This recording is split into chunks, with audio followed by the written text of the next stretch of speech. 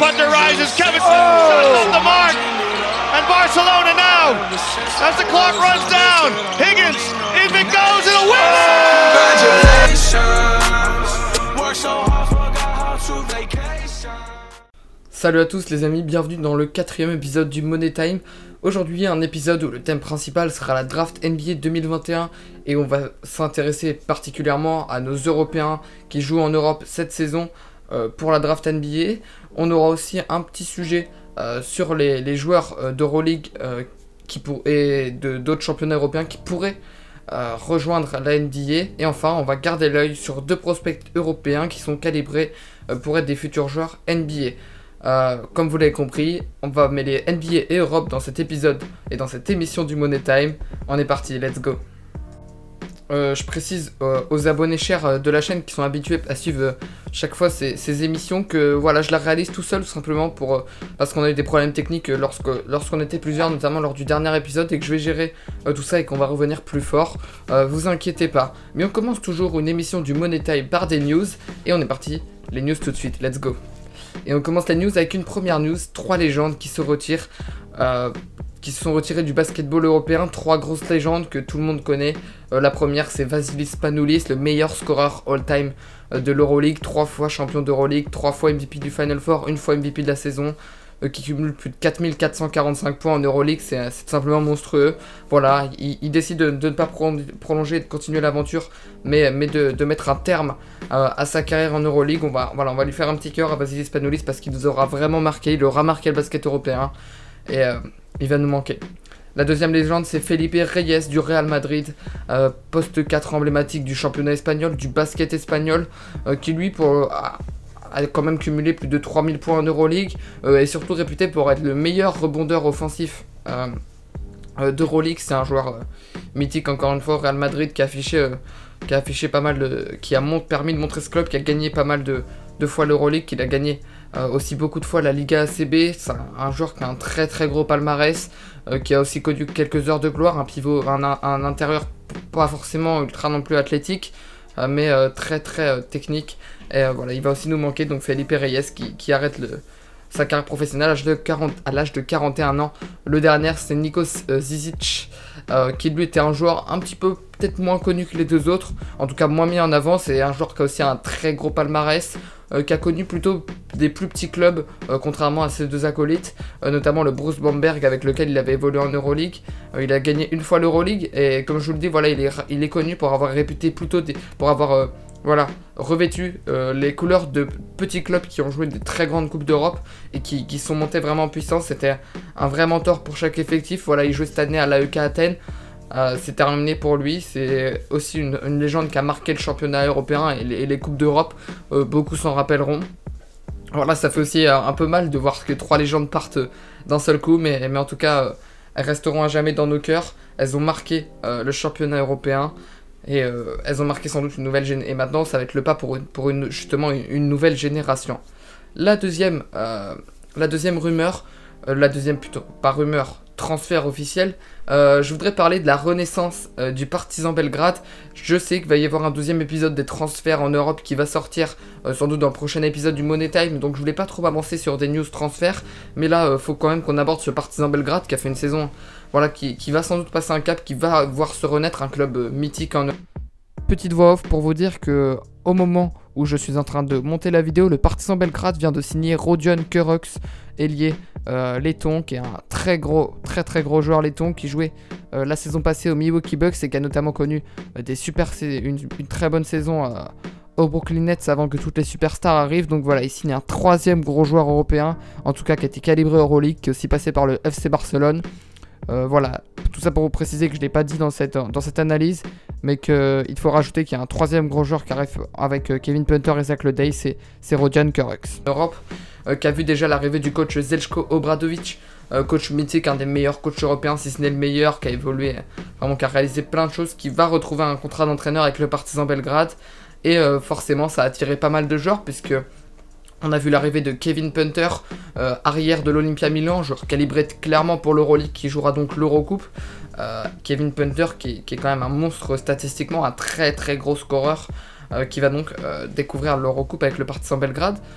Et il arrive aussi un deuxième joueur calibre Euroleague, Zach Ledey, qui jouait aussi à Milan avec Kevin Punter, qui va aussi rejoindre l'Eurocoupe avec le Partizan Belgrade, ce club donc, qui attire beaucoup, avec l'arrivée de Zeljko Obradovic, des ambitions qui changent, puisque l'année dernière, voilà, c'était, ils étaient, voilà, on les considérait comme un petit outsider, mais avec sans réellement de chance de gagner, de remporter l'Eurocoupe. Ils n'ont même pas touché aux phases finales.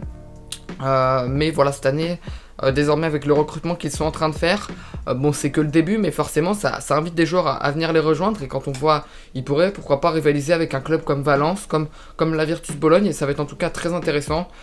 C'est pour ça que j'ai choisi de titrer la renaissance du Partizan Belgrade, puisque on va voir vraiment une nouvelle ère dans cette équipe. Et enfin, la dernière news, elle concerne la BCL, et vous voyez que je prends une liste sous moi pour avoir tout simplement les groupes de Basketball Champions League qui sont tombés cette semaine et qui sont tombés même au moment où je tourne cette vidéo le matin. Donc on sait désormais quelle équipe où joueront les équipes dans les groupes de BCL, puisqu'il y a bien évidemment 8 groupes composés de 4 clubs qui s'affronteront sur des matchs aller-retour. Le groupe A est composé du Dinamo Sassari, club italien, du Lenovo Tenerife, le club espagnol, du Riesen Lewinsburg et d'un quatrième potentiel club qui aura gagné le tournoi de qualification. Le groupe B est composé de Stal, le club polonais, de Manresa, le club espagnol, de l'Hapoel Jérusalem, club israélien, et du Pinar Karşıyaka, club turc. Le groupe C, groupe de la JDA Dijon. On sait que la JDA Dijon l'année dernière était tombée dans un groupe de la mort complètement farfelu et bourré de niveau, ce qui fait que la JDA Dijon n'avait pas réussi à passer les phases de groupe. Cette année, voilà, ça a été un peu plus mitigé. C'est un groupe assez élevé, mais voilà, la JDA Dijon, pardonnez-moi, peut quand même s'en sortir.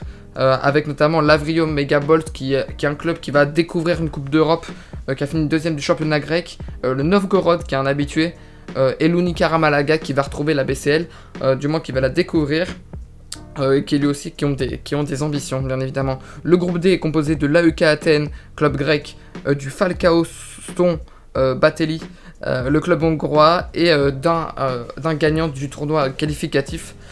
Puisque j'ai oublié de préciser qu'il y aura 4 clubs qui n'ont pas encore été choisis, qui doivent gagner le tournoi qualificatif pour passer dans un des groupes. Le groupe E, il est composé de l'Era Nîmes, du Galatasaray, de Igokia et du PAOK Salonique. Un groupe encore une fois intéressant. Le groupe F, où figure un club français, la SIG Strasbourg, le deuxième club français qui joue cette BCL. Un groupe plutôt tranquille, puisqu'on aura les Filou Ostende, le club belge, qui est mine de rien, voilà, est un bon club, mais ne figure pas comme favori. Il y aura le club de Tofaş Bursa, un excellent club turc, et un des 4 vainqueurs des tournois qualificatifs. Le groupe G, il sera composé du Darüşşafaka, club turc, de l'Hapoel Apollon, club israélien, et de Brindisi, le club italien, et le quatrième du groupe sera le vainqueur, le quatrième et dernier vainqueur du tournoi qualificatif. Et enfin, pour terminer cette énumération qui est assez longue, le groupe H est composé, lui, du Beşiktaş, de l'Ewe Basket Oldenburg, le club allemand, de San Pablos Burgos, le champion en titre, et du Ritas Vilnius. N'hésitez pas à réagir dans les commentaires, hein. D'ailleurs, avec ces poules de BCL qui sont tout de même très intéressantes pour le début de la saison régulière.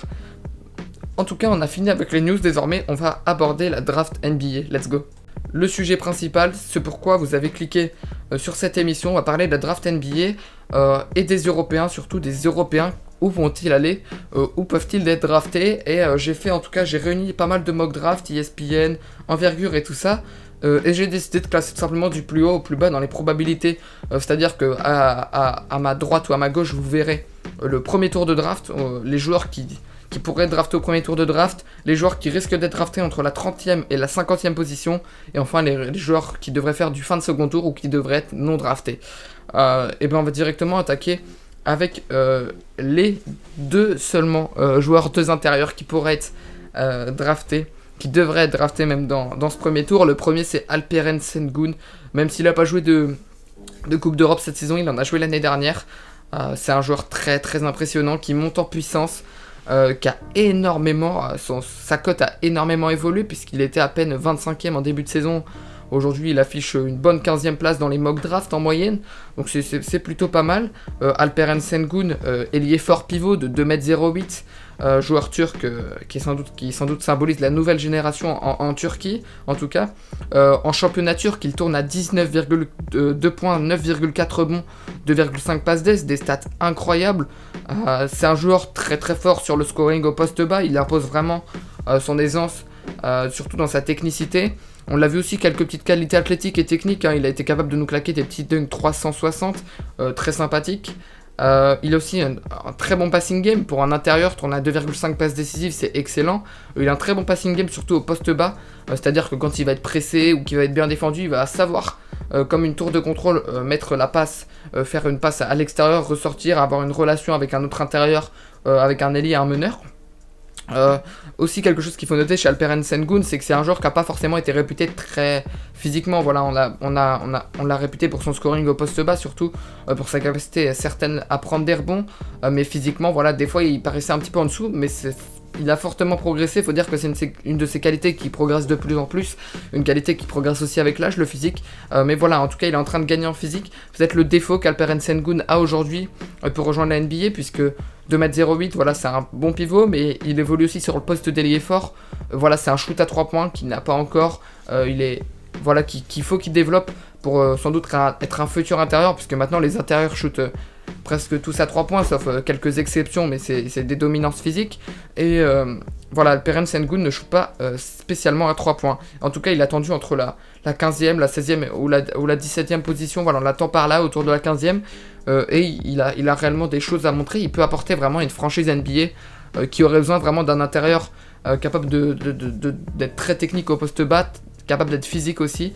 Dans peut-être une équipe aussi qui a déjà des qualités au shoot à 3 points. Le deuxième joueur qui devrait être drafté au premier tour, en tout cas du moins, c'est Ousmane Garouba. Il y en a beaucoup qui étaient très déçus de la saison de Ousmane Garouba. Moi, contrairement à tout cela, j'ai été satisfait. Sur le plan statistique, pardonnez-moi, c'est vrai que ça n'a pas forcément augmenté. On n'a pas vu des statistiques non plus ouf de la part d'Ousmane Garouba. On l'a pas vu monter sur des grosses bases, mais il est resté sur des stats très correctes pour un joueur qui devrait être drafté au premier tour, surtout que voilà, il a brillé dans les moments chauds, il a fait quelques bonnes performances. Ousmane Garouba, pour le présenter, c'est un ailier fort espagnol, plutôt petite taille, 2m03, un joueur qui peut pas encore évoluer au poste d'ailier, un intérieur plutôt mobile, très très bon défenseur. Sa qualité première, c'est bien évidemment la défense. C'est un excellent contreur, un très bon intercepteur, un bon rebondeur. Par contre, offensivement, voilà, c'est un peu plus faible. Malgré le fait qu'il arrive à finir de temps en temps à 2 points, son shoot extérieur est en forte progression. Il faut le noter quand même par rapport à la saison dernière qu'il a progressé. Surtout en fin de saison où il a pu se révéler un petit peu derrière à l'extérieur. Mais voilà, c'est pas non plus un joueur très offensif. C'est plutôt ses qualités défensives et physiques qui permettent de l'honorer, un petit peu dans un profil à la Draymond Green pour ceux qui suivent les Golden State Warriors. Sauf que voilà, c'est un peu un Draymond Green, tu lui enlèves la qualité de passe de Draymond Green et tu rajoutes peut-être un petit peu plus de qualité offensive. Mais voilà, il a un peu ce profil-là, très défensif, et il pourrait apporter beaucoup dans un rôle à la Draymond Green en NBA. En tout cas, ce qu'il faut noter, c'est que cette saison, il a fait des très gros cartons, notamment en quart de finale de l'Euroleague. L'Euroleague qui est une grosse compétition, il a fait un match dantesque contre l'Anadolu Efes Istanbul pour maintenir le Real Madrid en vie. Il joue dans une franchise aussi, le Real Madrid, qui est une très grosse franchise, donc c'est dur d'obtenir du temps de jeu. Il a réussi à l'obtenir. Il a un parcours loin d'être atypique. Et honnêtement, il peut parfaitement apporter, surtout que c'est un joueur qui développe, qui a l'éthique de travail. Désormais, je pense que ce qu'il faut développer chez Ousmane Garouba, c'est vraiment ses qualités offensives et ça progresse de jour en jour. C'est pour ça que ça m'incite en fait à croire en son potentiel, parce qu'il a vraiment encore une marge de progression qui est énorme et qui va pouvoir apprendre si en tout cas il va se présenter à la draft NBA et qui va pouvoir apprendre, en tout cas Ousmane Garouba qui est prévu, qui est attendu au premier tour et qui pourrait fortement intéresser des franchises qui ont besoin d'une certaine éthique défensive et qui ont besoin d'agressivité défensive, d'importance dans ce secteur-là. Maintenant, entre la 30e et la 50e position, on va passer à cette deuxième catégorie.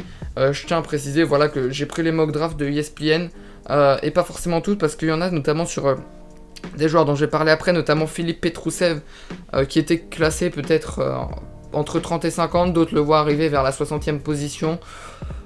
Enfin bref, j'ai préféré le garder vers la fin du second tour et non drafté, mais voilà. Le premier joueur, c'est Roko Praxin, un peu dur à prononcer, joueur qui est capable d'évoluer sur le poste 3 et le poste 4, 2m03 c'est sa taille, et il joue au Cibona Zagreb, il joue en Ligue ABA. Il a fait une très bonne saison, un club, le Cibona Zagreb, qui était très mythique autrefois et qui aujourd'hui ne joue plus beaucoup de Coupes d'Europe, mais qui est un club qui est quand même comme un peu comme le Mega Soccer Bet, j'en reviendrai après, qui a quand même les ambitions aujourd'hui de former la jeunesse. Et voilà, notamment Roko Praxin qui avait un rôle de titulaire, hein. En Liga ABA, il tournait tout de même à 12,9 points, 7,1 rebonds. C'est des stats très très élevés pour un joueur de première division en Ligue Adriatique, qui est une ligue qui regroupe tous les pays de l'Est européen. Donc on y voit la Serbie, on y voit la Slovénie, on y voit plein de clubs très intéressants. Voilà ce que je pourrais dire sur Roko Praxin, c'est que c'est un joueur très fort sur le scoring. 13 points de moyenne, c'est pas dégueu. C'est surtout qu'il a un très gros QI basket, il apporte vraiment sur sa capacité à shooter, sur ses skills, sur sa capacité aussi à déborder l'adversaire. Il est vraiment dans un jeune on a l'impression en fait qu'il a déjà fait plus de 10 saisons en professionnel et que c'est un expérimenté. Il a vraiment des skills importants et un très gros QI basket. Il a un sens fort de la création.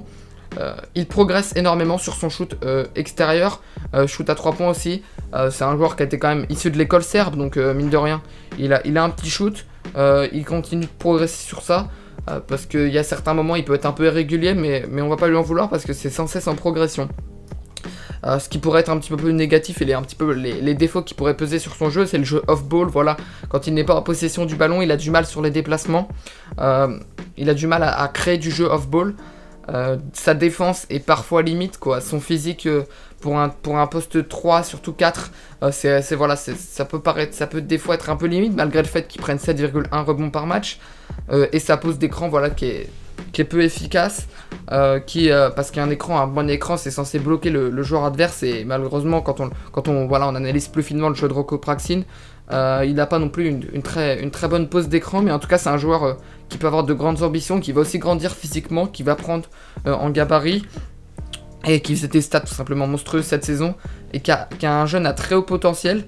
Aujourd'hui il est classé entre la 30 et la 50e position, mais justement ça pourrait être vraiment une surprise de cette draft NBA s'il venait à être drafté au second tour, parce que voilà, c'est un joueur qui peut avoir le niveau premier tour, mais c'est un joueur qui a aussi peu de vision en jouant à Cibona, dans un club qui n'est pas forcément européen, qui a plus trop de visu aux yeux de la NBA, mais c'est un joueur qui est vraiment excellent et qui a un très gros potentiel. Allez, je continue avec Rokas Rokubaitis.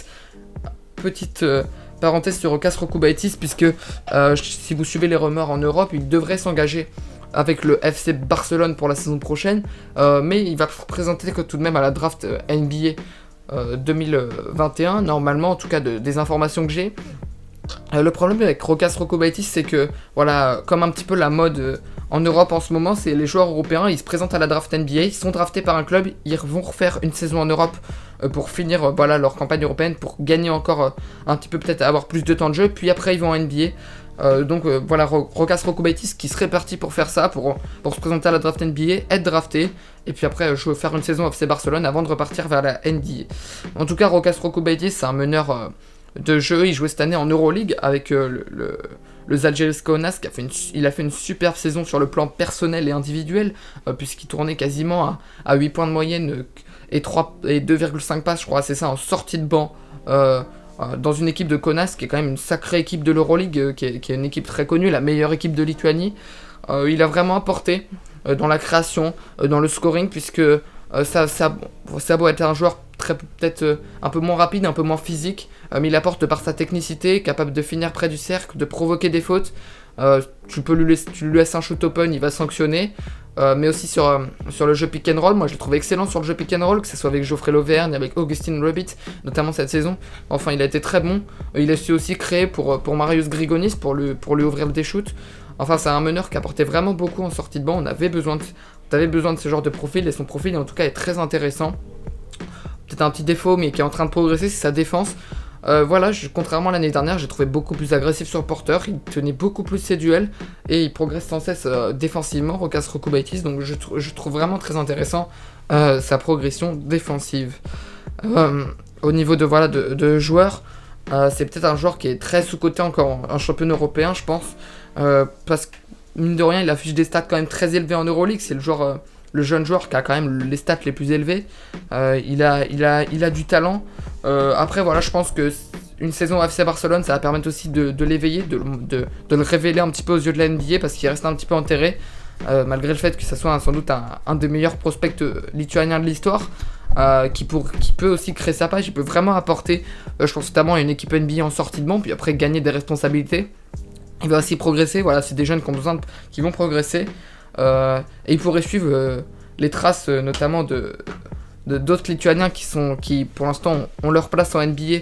Je pense notamment à Domantas Sabonis, à Jonas Valanciunas qui lui, bon, même s'il a passé son prime, mais voilà, il pourrait être un des premiers extérieurs à s'imposer en NBA, et en tout cas je lui souhaite. Allez, on a fini sur la rubrique de entre 30 et 50, si vous avez compris, voilà, ces deux joueurs, Roko Praxin et Rokas Rokubaitis. Le deuxième, on va passer aux fins de second tour et non draftés. Je vais d'abord vous énumérer deux joueurs qui sont attendus entre la 50e et la 60e position et qui sont à peu près draftés par toutes les mock drafts, ou du moins qui reviennent avec une franchise NBA. Le premier, voilà, je vous en avais parlé tout à l'heure, c'est Filip Petrusev, poste 5 de cette équipe du Mega Soccerbet Belgrade, 3ème club à Belgrade dans la capitale serbe, 2m11, voilà, une taille plutôt importante, un joueur plutôt par contre maigrichon, un peu moins de qualité physique. C'est vraiment un joueur qui peut apporter sur du scoring au poste, très technique. Filip Petrusev un peu dans le profil de Marko Simonovic, on en parlera tout à l'heure, Marko Simonovic dans une autre rubrique, mais Filip Petrusev, voilà, capable d'apporter du scoring au poste, capable de se retourner, de shooter. Vraiment, voilà, il apporte vraiment cela. Il a aussi un très bon shoot à 3 points, et pour un intérieur de 2m11, développer un shoot à 3 points, c'est très intéressant. Surtout que maintenant les intérieurs modernes se mettent de plus en plus à shooter à 3 points, à l'image d'un Nikola Jokic en NBA. Donc voilà, il a vraiment cet aspect extérieur. On est capable de lui donner un ballon et qu'il score à l'extérieur. Il commence à se renforcer un petit peu sur son jeu sur pick and roll, aussi avec le fait qu'il commence à peut-être prendre un petit peu plus en physique, même si ça reste un peu faible. Je reviendrai sur ça dans les défauts, mais voilà, il arrive à poser des bons pick and roll efficaces qui permettent aussi de créer pour lui et pour le meneur en face. Il a un passing game qui a évolué cette saison, parce que voilà, dans une équipe du Soccerbet Belgrade où c'est une équipe plutôt jeune, quand on venait le presser forcément au poste, où il arrivait à donner à d'autres joueurs, notamment sa relation avec Simonovic, avec Kazalon, voilà, dans une équipe du Soccerbet qui était très jeune, c'était très intéressant de voir que son passing game était en constante évolution. Voilà, malheureusement il a quelques défauts, son athlétisme, ses qualités athlétiques qui sont un peu plus faibles. C'est pas un joueur qui saute très haut au plafond, c'est pas un joueur qui est capable de mettre des gros brins, c'est pas un joueur qui non plus, voilà, est très physique. C'est un joueur plutôt dans la technicité et dans le shoot extérieur, un petit peu dans le profil serbe si on veut un peu stéréotyper. Mais Filip Petrusev, voilà, qui peut être un profil très intéressant, drafté entre la 50e et la 60e position. Malheureusement, voilà, les joueurs que je vous énumère là, ils auront peu de chance d'être en NBA la saison prochaine, ils feront plus de la G-League. Mais en tout cas, c'est un profil très intéressant en Europe et il l'a prouvé. On continue avec Ariel Ukporti, qui jouait un pivot allemand de 2m13, qui jouait cette année en Lituanie, dans un club lituanien un petit peu de milieu de classement.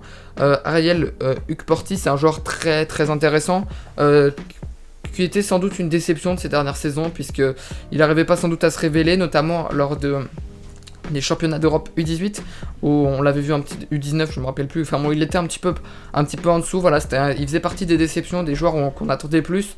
Mais cette année, je trouve qu'il a vraiment passé un cap, et que voilà, il y a des mock drafts qui le placent juste à la 60e place, dernier drafté de la NBA. C'est un joueur qui est vraiment une bête physique de 2m13, qui a un gros gabarit très très musclé, capacité à très bien défendre. Cette année, il tourne quand même à plus de 1,2 contre, 0,9 interception en championnat lituanien, c'est énorme. Qui a des qualités défensives, qui est aussi capable de péter quelques petits dunks sur alley-oop, ou même quand on lui donne un ballon dans la raquette. Par contre, voilà, il a un QI basket un peu plus faible, un passing game très faible, une création peut-être une technicité un peu plus faible, c'est vraiment un joueur très défensif. Pour vous énumérer ses stats, et très physique, hein. Pour vous énumérer ses stats, c'est 10,4 points, 7,4 rebonds, 1,2 comptes, 0,9 interceptions. C'est une bête imposante dans une raquette, un petit peu même si j'aime pas trop comparer, j'ai des joueurs à des joueurs qui sont en NBA, pour comparer un petit peu, style de jeu un petit peu d'André Jordan si vous préférez, un joueur qui jouait notamment aux Clippers, quand il passait par les Clippers. Je pense voilà ce genre de joueur un petit peu plus physique, mais aussi très bon défenseur. En tout cas voilà, c'est tout pour Ariel Hukporti, sur lequel il va falloir garder un œil, puisque c'est un prospect allemand qui a beaucoup encore à évoluer. J'espère pour lui qu'il sera drafté. En tout cas, voilà, je vous ai présenté deux joueurs, Petrousev et Hukporti, deux joueurs qui seraient potentiellement pour l'instant dans les discussions pour être draftés en dernier tour, en tout cas du moins qui ont plus leur chance que les autres que je vais vous annoncer. Puisque voilà, j'ai une liste de 4 joueurs désormais qui devraient ne pas être draftés malheureusement. Le premier c'est Khalifa Diop, prospect sénégalais. J'avais déjà fait un épisode de prospect sur lui, un joueur excellent, Khalifa Diop, qui a montré cette saison avec Grande Canaria, qui est parti de rien et qui aujourd'hui atteint des sommets, enfin pas des sommets, hein. Je suis peut-être un peu gros sur les mots, mais qui atteint quand même un bon niveau. Il attend maintenant des responsabilités, mais voilà, a priori un intérieur, un poste 5 plutôt physique, très très bon défenseur surtout, Khalifa Diop, qui ne devrait pas être drafté, qu'on devrait revoir d'ailleurs en Europe la saison prochaine.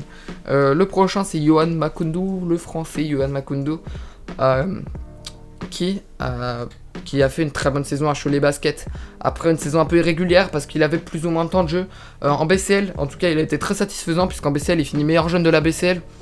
C'est un titre qui est plutôt honorable pour un jeune joueur qui se présente à la draft NBA. Il a des qualités physiques incroyables, on l'a vu claquer des gros dunks. Il a une bonne finition près du cercle, très bon jeu sur pick and roll surtout. Voilà, pour un poste 4-5. Après voilà, son shoot est peut-être un peu limite, il est capable de mettre des 3 points open, mais il va falloir qu'il vraiment développe sa création, développe son shoot pour peut-être paraître plus comme un poste 4 que 5 dans une future NBA. En tout cas, je pense que voilà, j'en avais déjà discuté avec certaines personnes, il a tenté peut-être l'aventure NBA un peu tôt. Voilà, ça va être compliqué d'avoir son nom NBA. Je pense qu'il va faire un retour en Europe la saison prochaine, mais ça va être en tout cas tendu pour lui la draft NBA.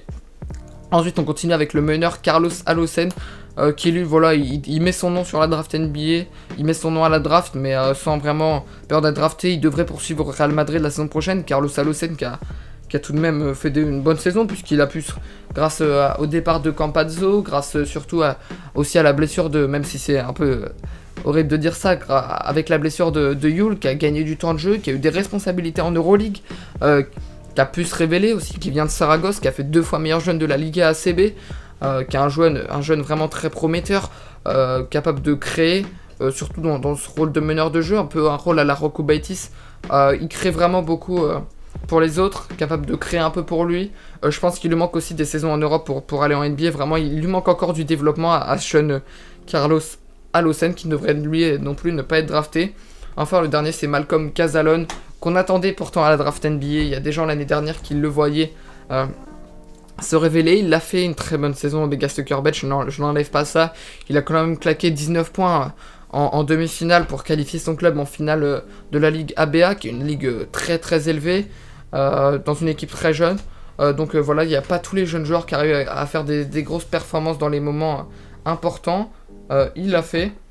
Après voilà, on attend aussi beaucoup d'un Malcolm Casalon, et aujourd'hui il n'a peut-être pas performé, peut-être pas été assez régulier pour vraiment apporter à une équipe, en tout cas s'attirer les regards de la NBA, parce que voilà, il lui manquait que ça. Et si Malcolm Casalon, je pense qu'il va quand même tenter le two-way, two contract la saison prochaine, s'il n'est pas drafté.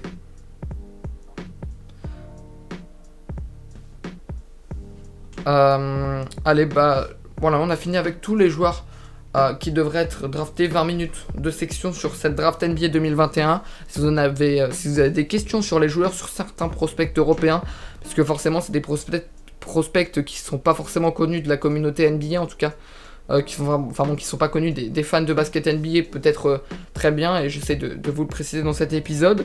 Mais en tout cas, voilà, c'est tout pour les joueurs qui... Faut vraiment retenir que voilà, Sengun et Garuba devraient être au premier tour. Praxin et Rokubaitis entre la 30e et 50e position. Et en fin de second tour, on pourrait avoir potentiellement Petrousev et Hugues Porty draftés. Et puis après, voilà, on va vers une non-draft pour Khalifa Diop, Yohan Makoundou, Carlos Alocen et Malcolm Casalon. Bon, désormais, on va passer à une deuxième partie de cette émission qui va s'appeler un peu vers la NBA, pour les joueurs européens, en tout cas d'Euroleague et un petit peu de Coupe d'Europe, qui devraient évoluer en NBA la saison prochaine, du moins qui ont choisi cette voie-là. J'ai failli tourner cet épisode avant la prolongation de Vasilije Micic, donc il aurait pu faire partie pour ceux qui n'auraient pas compris que Vasilije Micic était pisté en NBA et il voulait aller en NBA, mais finalement il a prolongé avec l'ANA de l'OFS Istanbul. Je vais commencer avec deux jeunes rookies qui ont déjà leur place en NBA, en tout cas assurée pour la saison prochaine, puisqu'ils ont été déjà draftés. Le premier, c'est Marko Simonovic, qui a été drafté 52e lors de la dernière draft par les Chicago Bulls, qui est parti faire une saison en Europe du côté du Mega Soccerbet avant de repartir en NBA. C'est un joueur avec un profil, encore une fois, très très intéressant. Marko Simonovic, c'est un intérieur semblable à Philippe Petrousev, avec qui il était coéquipier. Ils évoluaient tous les deux sur le poste 4-5, qui a fait des très gros stats en championnat serbe cette saison, et même en Ligue ABA. Simonovic est un intérieur très technique au poste bas, capable de scorer vraiment avec son QI basket qui est fort, capable aussi de shooter à l'extérieur, dans un profil un petit peu de poste 4 de temps en temps, un intérieur de taille bien évidemment, beaucoup moins physique et un petit peu plus faible sur le plan défensif. C'est pour ça qu'en NBA, là où il va arriver du côté des Chicago Bulls, je pense que voilà, il va jouer plus dans un rôle de poste 4 que dans un rôle de poste 5. Pour moi, il n'est pas assez physique pour un rôle de poste 5 quand on voit les bêtes qu'on a en NBA aujourd'hui, qui apportent vraiment beaucoup. Même si le jeu en small ball se développe un peu plus, je trouve que voilà, il est trop limite pour être un poste 5. Mais il va pouvoir beaucoup apprendre, il va pouvoir se former aux Chicago Bulls avec un Nikola Vucevic qui est aussi lui un pivot très typique européen. Un intérieur qui shoot à 3 points, un intérieur très technique. Dans une reconstruction des Chicago Bulls, il va avoir son rôle. Puis il a été drafté 52e, et quand on est 52e, on donne pas forcément de temps de jeu à un joueur qui a été drafté aussi loin l'année où il est drafté. Mais cette année, il a pris des responsabilités au Mega Soccerbet Belgrade, il a fait le choix de l'Europe, et c'est un très bon choix. Ce qui fait que voilà, les Chicago Bulls ont peut-être perçu d'autres qualités, et peut-être que justement, il a peut-être gagné sa place dans une rotation, peut-être dans un rôle pour l'instant de 3e intérieur, derrière 2 postes 5 et 2 postes 4. Mais voilà, il va falloir qu'il gagne du temps de jeu, il va falloir qu'il se révèle. Marko Simonovic qui va donc rejoindre les Chicago Bulls, qui a fait une bonne saison du côté du Mega Soccerbet Belgrade. On continue avec Leandro Bolmaro, qui va rejoindre lui les Minnesota Timberwolves, par lesquels il avait été drafté la saison dernière. Meneur au potentiel, meneur argentin. Leandro Bolmaro, c'est un meneur que j'aime beaucoup, pour son agressivité, pour le cœur qu'il donne sur le terrain. C'est quelqu'un qui donne tout, qui a une éthique de travail incroyable, qui jouait au FC Barcelone cette saison, qui est surtout un très bon meneur défenseur, très très agressif, et il a gagné finalement du temps de jeu dans une équipe du FC Barcelone où il était au final destiné à jouer qu'en Liga ACB, et au final en Euroleague on l'a vu au Final Four dans le moment le plus mythique de l'année, gagner du temps de jeu, puisque Leo Westermann s'est fait sortir de la rotation parce qu'il est déjà Sikevicius était déçu de l'impact qu'il avait, et Bolmaro a profité pour se montrer, se révéler. Il a révélé toutes ses qualités défensives, sa capacité à défendre sur les porteurs. Il a agressé un Delany à Milan. Il a vraiment apporté, même face à l'Anadolu, il a tenté de défendre Micic, qui était à ce moment-là sur un nuage. Voilà, c'est vraiment un vrai chien de garde qui peut empoisonner le meneur adverse. Et je pense que quand il a été drafté par les Timberwolves, on y voyait ce rôle de meneur remplaçant capable d'asphyxier le joueur en face. Après, il a des qualités offensives qui sont clairement en développement. Après, il faut lui donner responsabilité. On l'a vu péter un très très gros tomard contre le Zénith Saint-Pétersbourg. Il a des qualités athlétiques sûres. C'est un meneur qui fait 2m01, de très grande taille. Un meneur capable d'aller provoquer vers le cercle. Très bon sur son premier pas. Un meneur capable de shooter, pas forcément shooter, mais capable de mettre des shoots open. Mais qui peut aussi créer pour les autres sur pick and roll notamment dans un jeu NBA qui est plus espacé, où les lignes 3 points sont un peu plus reculées. Donc il pourrait vraiment apporter sur cet aspect vraiment jeu NBA, sur toute la taille qu'on a autour du jeu NBA. Et vraiment, Paul Marot, j'ai hâte de le voir la saison prochaine au Timberwolves. En tout cas, il a été drafté au premier tour par cette équipe des Minnesota Timberwolves, je crois en 25-26e position. Maintenant, on va le voir en NBA la saison prochaine. Il va avoir des responsabilités, je pense, dans une équipe des Timberwolves qui est en reconstruction et qui a fait, entre autres, qui était en fin de conférence, en fin de classement de conférence la saison dernière et qui va avoir besoin de rebondir. Et ça va être aussi par cette jeunesse. On continue avec deux joueurs qui devraient aller qui vont tenter la NBA en tout cas sûr. Le premier c'est Kevin Pangos, meneur du Zénith Saint-Pétersbourg. Kevin Pangos qui a fait une saison incroyable, élu dans la première équipe de la saison en Euroleague. Des stats avaient autour de 14 points de moyenne pour 7 passes de moyenne par match, qui est énorme. Un meneur qui s'est révélé en play-off dans les moments forts. Il a été là pour guider son équipe du Zénith Saint-Pétersbourg vers la victoire, même s'ils n'ont pas remporté une série contre le FC Barcelone qui était très serrée, mais ils ont fait quand même une surprise. Et comme rôle à la baguette, Kevin Pangos, il a vraiment été monstrueux. C'est un joueur capable de créer pour les autres, vraiment très très offensif, un excellent passeur, excellent joueur de pick and roll avec Alex Poitras, avec Artur Ajoudaitis, même capable de trouver des extérieurs. C'est aussi un très bon shooter, très bon, pas non plus un fort finisseur, mais capable de poser un petit flotteur de temps en temps, un petit shoot crochet, voilà, très intéressant.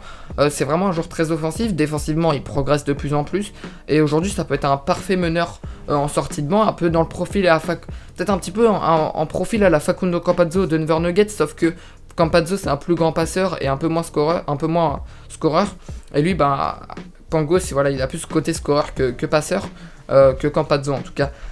C'est un joueur aujourd'hui, on ne connaît pas sa destination NBA forcément, puisque voilà, les clubs NBA aujourd'hui, au moment où je tourne cet épisode et au moment où il sortira, ça sera toujours en train de se jouer la NBA, les finales entre les Bucks et les Suns. Mais je pense qu'il doit être en contact avec la NBA. En tout cas, l'équipe du Zénith Saint-Pétersbourg ne devrait pas le reconduire. Ils ont recruté un effectif XXL, sachant que voilà, ils prolongeront donc pas Kevin Pangos. Toutes les rumeurs qui le faisaient voir au FC Barcelone ou à d'autres clubs se sont tues. Je pense que voilà, il partira en NBA, il a envie, et il a dit que c'était maintenant ou jamais.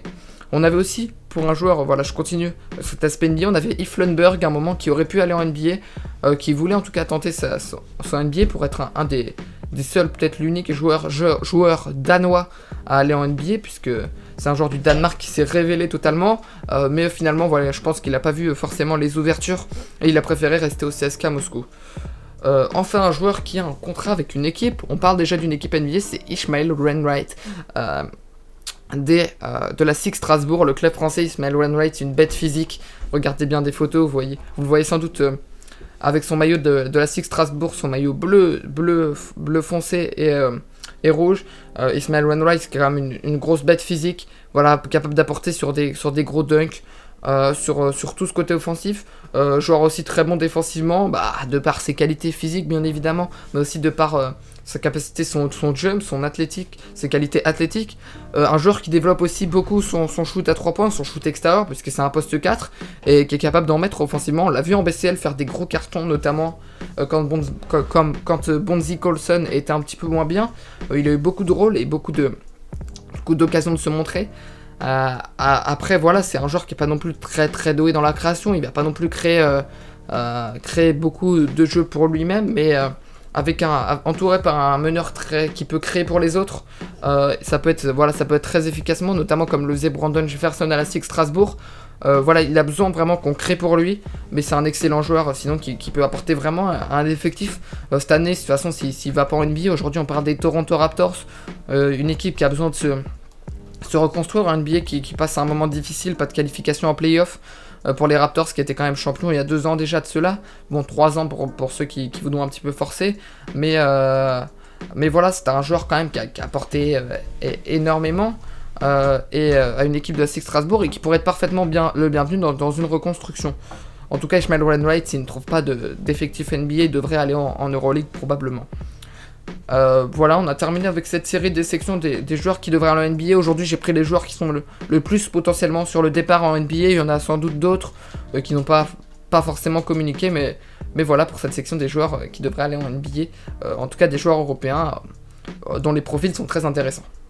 Je vais terminer cet épisode sur sur l'Europe Fit la NBA avec 2 jeunes joueurs européens dont je voudrais qu'on garde un œil dessus, puisque c'est 2 prospects, tout cas calibrés NBA, qui se sont révélés vraiment cette saison, en tout cas, et du moins qui devraient être des futurs en tout cas prospects de très haut level NBA, qui sont attendus en tout cas au premier tour, dont un qui est attendu dans le top 3.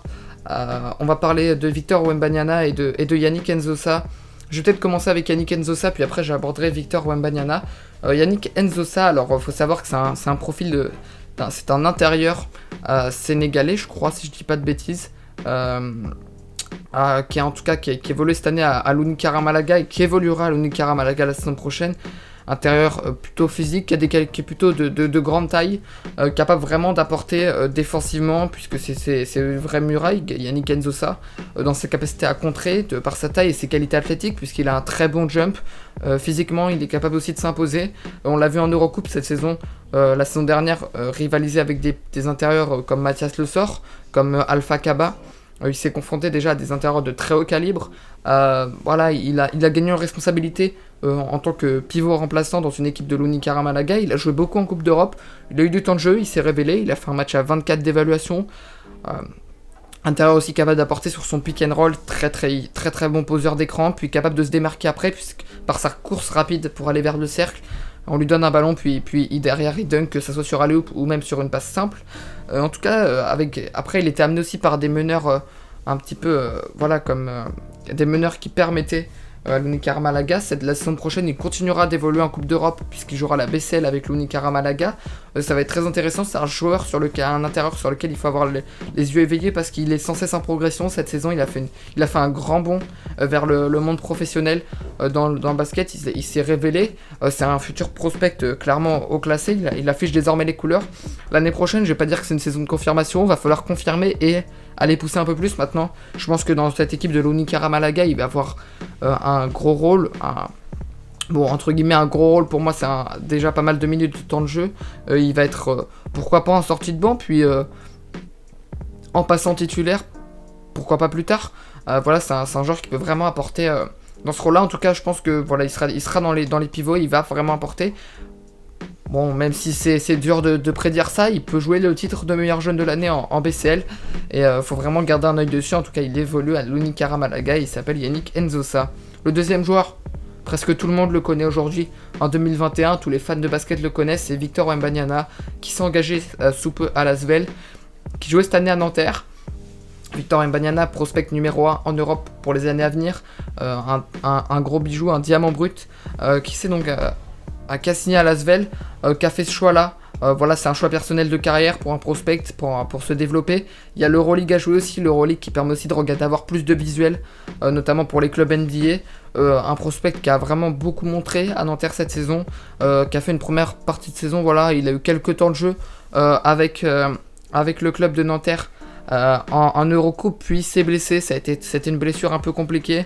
Où il a commencé à être... on a vu pas... Je vais pas dire qu'on a vu multitude de critiques, mais on a vu quelques critiques en disant c'est le problème de Victor Wembanyama, ses blessures. Et il est revenu en force, sorti de blessure, il a signé des cartons en Jeep Elite, il a fait des matchs complètement dingues, il a fini clairement en beauté, et tellement ses stats étaient très élevés dans cette équipe de Nanterre, où il finit ailier fort titulaire à l'âge de 17 ans. Il a remporté le titre de meilleur jeune de l'année en Jeep Elite. Là en ce moment, au moment où je tourne cet épisode, il est en course pour la Coupe du Monde du 19 avec l'équipe de France, où il fait de très belles choses. On l'a vu très beau. Il est surclassé bien évidemment, parce que c'est un jeune très talentueux, et c'est sans doute vraiment un gros prospect. On l'a vu mettre un petit tir du parking. En tout cas, il y a Victor Wembanyama qui est un jeune très profil licorne, 2m19, poste 4. Capable de shooter à 3 points, surtout sur ses fade-away au poste, moi que j'adore, que j'aime bien, où il a vraiment travaillé dessus. Capable aussi du coup d'apporter sur alley-oop. Très bon défenseur, il a fini meilleur contreur de Jeep Elite avec 1,9 comptes de moyenne. Je crois que sur ses phases de qualification au tournoi, il tournait à 5 contres de moyenne en Coupe du Monde du 19 cette année. Ce qui est plutôt quand même élevé. C'est un très gros défenseur, capable aussi d'intercepter, mais il va apporter vraiment dans un rôle, dans une effectif de l'Asvel qui va jouer l'Euroleague. Au poste 4, il va évoluer aussi avec Raymar Morgan, qui est un poste 4 américain. Voilà, en Euroleague, je le vois, il va sans doute sortir du banc plutôt que d'être titulaire, mais en Betclic Elite, maintenant, le nouveau nom de la JP Elite, il aura sans doute beaucoup plus de responsabilités. Et il va falloir en tout cas garder vraiment un œil ouvert sur Yannick, sur Victor Wembanyama. Mais vous le reverrez bien évidemment dans un des épisodes de cette émission de Money Time la saison prochaine, puisque voilà, on risque clairement d'en reparler, vu que c'est un jeune joueur très prometteur. Voilà, c'était tout pour cette section sur les jeunes joueurs prometteurs, sur les 2 joueurs que je vous conseille de surveiller, Yannick Nzosa et Victor Wembanyama, qui évolueront encore en Europe la saison prochaine. Cet épisode sur la NBA et l'Europe, sur surtout les joueurs européens qui devraient faire le bond vers la NBA est terminé. J'espère qu'il vous aura plu. Si vous êtes arrivé jusqu'à là, n'hésitez pas bien sûr à mettre votre like, à vous abonner et à activer la cloche de notification. D'ailleurs, merci, on a passé les 200 followers. C'est une bonne barre, c'est important. On va continuer de progresser sur cette chaîne qui développe le basket européen. Allez aussi nous suivre sur Instagram, toute l'actualité, transfert, mais aussi résultats et tout ça, enfin bon, toutes les actualités liées aux Coupes d'Europe. Puis moi je vous dis à la prochaine, on se retrouve très rapidement pour un nouvel épisode du Money Time. Portez-vous bien, et puis ça serait sans doute un épisode, comme d'habitude je vais teaser le prochain épisode sur une deuxième partie sur les transferts qu'il y aurait eu en Coupe d'Europe. Allez, ciao.